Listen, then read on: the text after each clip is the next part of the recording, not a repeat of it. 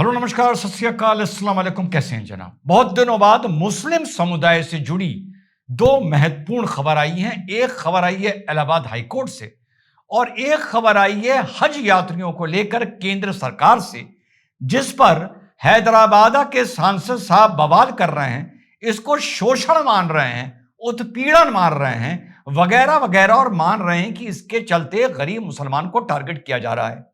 तो दोनों खबर लेके चलते हैं। पहले बात करेंगे इलाहाबाद की, फिर बात करेंगे सरकार के फैसले की जो हज यात्रियों को लेकर सरकार ने लिया है, और उस पर अपना बहुत छोटा सा विश्लेषण दूंगा। पहले तो जस्टिस सरल श्रीवास्तव और जस्टिस गरिमा जी ने एक महत्वपूर्ण फैसला इलाहाबाद हाईकोर्ट में दिया है, जो एक मिस्टर असीन अपना एक मैटर लेके पहुंचे थे, जिन्होंने कहा मेरे पास प्राइवेट लैंड है संभल में, और पुलिस वहां मुझे नियमित तौर पर जुमे के दिन नमाज जो भीड़ में पढ़ी जाती है, नमाजी कॉन्ग्रेगेशन में पढ़ी जाती है, पढ़ने से मना कर रही है। तो मैटर पहुंच गया हाईकोर्ट, इलाहाबाद हाईकोर्ट। वहां पे जस्टिस गरिमा और जस्टिस सरल ने एक बड़ा ऐतिहासिक लेकिन बड़ी आसान भाषा में समझाते हुए ऑर्डर दिया है, जो सीधे असर डालेगा नमाज पर, जो पब्लिक प्लेस या प्राइवेट प्लेस पर होती है।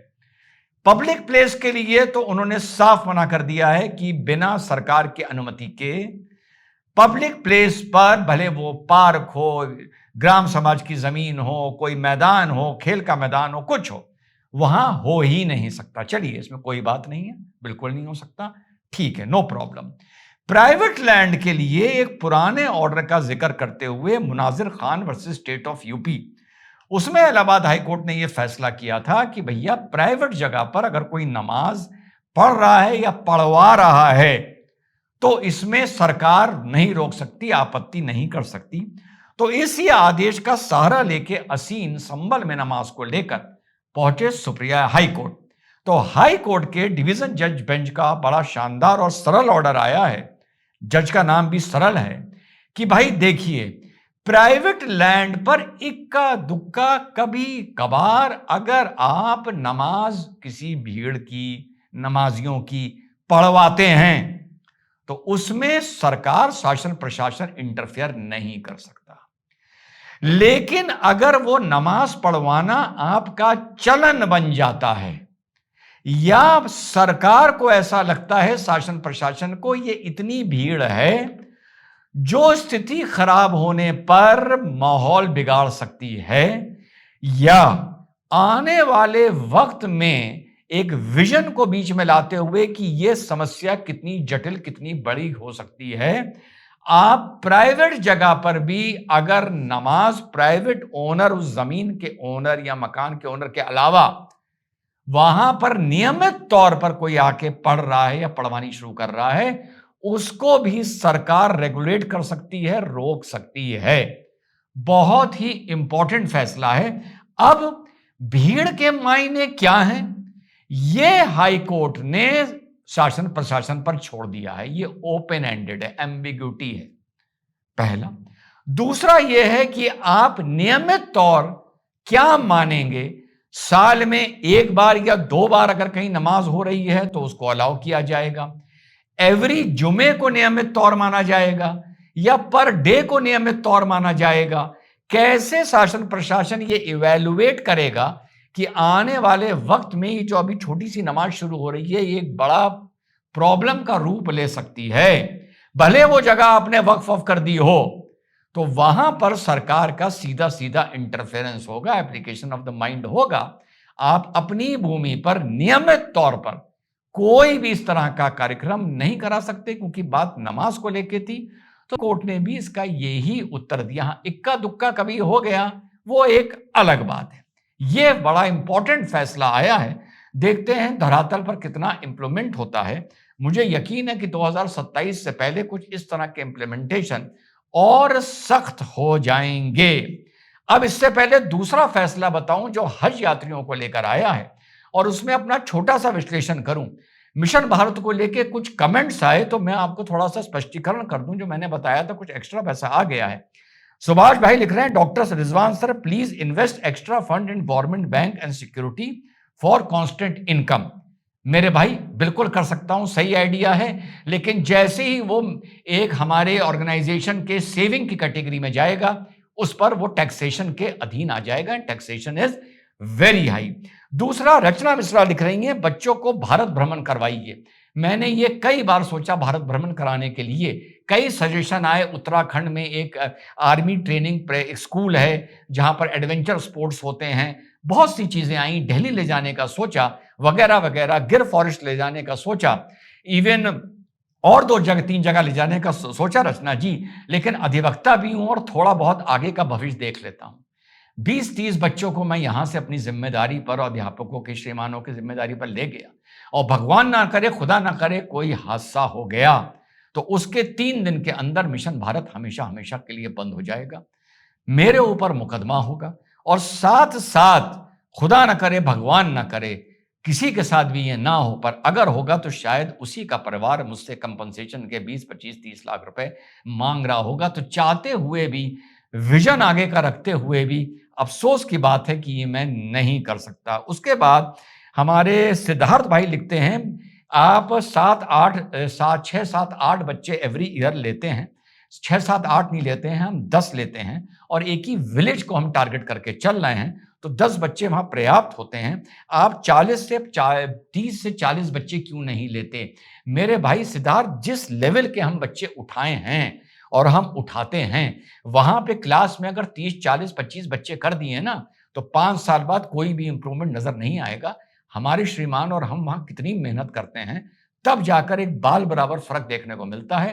क्योंकि बच्चे हमारे पास सिर्फ 3 घंटा रहते हैं, बाकी 21 घंटा वो अपने ही स्कूल में, और वो कैसा है आप भी समझ रहे हैं, गांव के, और अपने ही गांव में रहते हैं। तो 21 घंटे को जब हम 3 घंटे से काउंटर करते हैं, तो हमें पता ही कितना बड़ा चैलेंज है। उसके बाद अब इन्होंने बोला कि गरीब बच्चों के लिए भंडारा करवा दें। आपने जो मंदिर बनवाया है उसमें साल में 2 बार नहीं, बजरंगगढ़ी का जब भी अभी कोई फंड नहीं है, जब भी कोई डोनेशन देता है वो एक अलग चैप्टर है।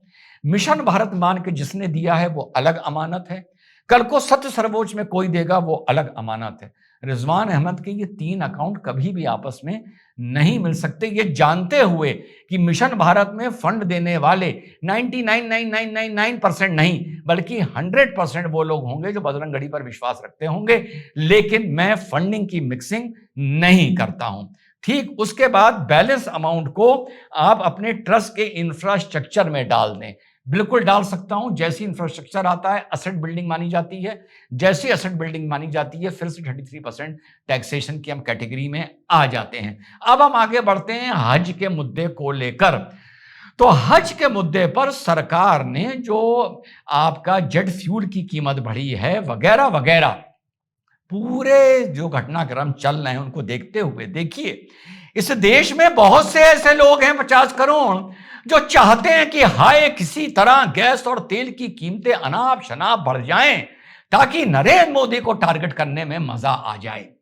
वो लल्ला बोल रहा है जो अंडमान निकोबार आइलैंड घूम रहा है, मैंने तो बताया था तेल की कीमतें बढ़ेंगी। अरे लल्ला, मेरी ब्लैकी को भी यह पता है कि इसके चलते एक दिन तेल की कीमतें, अपनी ब्लैकी को पता है मेरे भाई, चलते तेल की कीमतें बढ़ेंगी। और बता रहा है मैंने तो प्रिडिक्शन किया था, देखिए सिलेंडर के दाम 900 रुपए बढ़ गए। अरे 2-2.5 महीने तो सरकार ने रोक लिया, तुम जो भी बहाना बताओ इलेक्शन या कुछ। पूरी दुनिया का हाल देखो, अमेरिका से लेकर पाकिस्तान से लेकर श्रीलंका तक, अमेरिका नाम भी ले लिया कि ऑयल की कीमतें, गैस की कीमतें जा कहां रही हैं। तो कुछ लोग जो चाहते हैं कि यार जल्दी से 20, 25, 30 रुपए कीमतें बढ़ा दे नरेंद्र मोदी, पेट्रोल पर, गैस पर भी बढ़ा दे, डोमेस्टिक पर भी बढ़ा दे, तो रीलें बनाने को मिल जाएंगी। यार 10,000 रुपए की पर्ची फटी तो मातम शुरू कर दिया तुम्हारे 4 मीनारा ने। वाह भैया वाह, बड़े दोगले हो भैया, हैं? तुरंत मातम शुरू कर दिया। अब इस बात को खत्म करते हुए 90,000 से 1 लाख कर दिया सिर्फ इस बार के लिए। तो मातम है कि उत्पीड़न किया जा रहा है, टारगेट किया जा रहा है गरीब मुसलमान को। अच्छा, इस बात पर एक सरकार को सजा दूं, सलाह दूं? आप लोग अक्सर मुझसे पूछते हैं, अक्सर, कि भैया ये बताइए कि आप ये बन जाएं तो क्या करेंगे, तो वो बन जाएं तो क्या करेंगे। अब एक चीज और सुन लो मैं क्या करूंगा, और अब इसमें भी लोग गाली देने लगेंगे क्योंकि वो किसी हाल में खुश नहीं रह सकते। मुझे अगर पावर मिल जाए, इस चीज को हैंडल करने का। मैं कहूं भैया दुनिया घूमने जाते हो ना, उसी तरह हज करने चले जाओ। हम तुम्हें रोक तो नहीं रहे, मैं खुद मुसलमान, मैं कहूंगा मैं तो भैया नहीं रोक रहा आपको। आप यूएई भी जाते हैं ना, रिश्तेदारी में बच्चों के पास जाते हैं ना यार, इसमें काहे पड़ी हुई है सरकार 75 साल से, मुझे समझ ही नहीं आता भैया। बाकी जो इंतजाम हैं, जैसे कुंभ हो गया या कुछ भी हो गया, उसकी दो चीज बातों से वो फर्क है। एक तो जो वहां जाके सरकार के काम का लाभ उठाते हैं वो सरकार का शुक्रिया करते हैं, इधर कोई शुक्रिया करने वाला है ही नहीं, किसी भी सरकार का शुक्रिया करने वाला नहीं है, चाहे कांग्रेस हो चाहे बीजेपी हो, ईमानदारी से बता रहा हूं। पहला।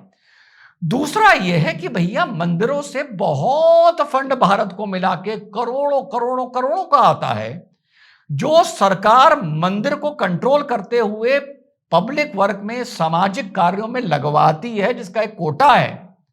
तो सरकार इसी तरह से उसका रिटर्न दे देती है कि चलो मंदिर से हमें यह मिला तो हमने उसमें से ये पूजा पद्धति के लिए या कुंभ के लिए या किसी चीज के लिए हमने उसमें इन्वेस्ट कर दिया। बाकी और किसी कम्युनिटी से कुछ भी नहीं जाता है, इसमें कोई बुरा ना माने सरकार को।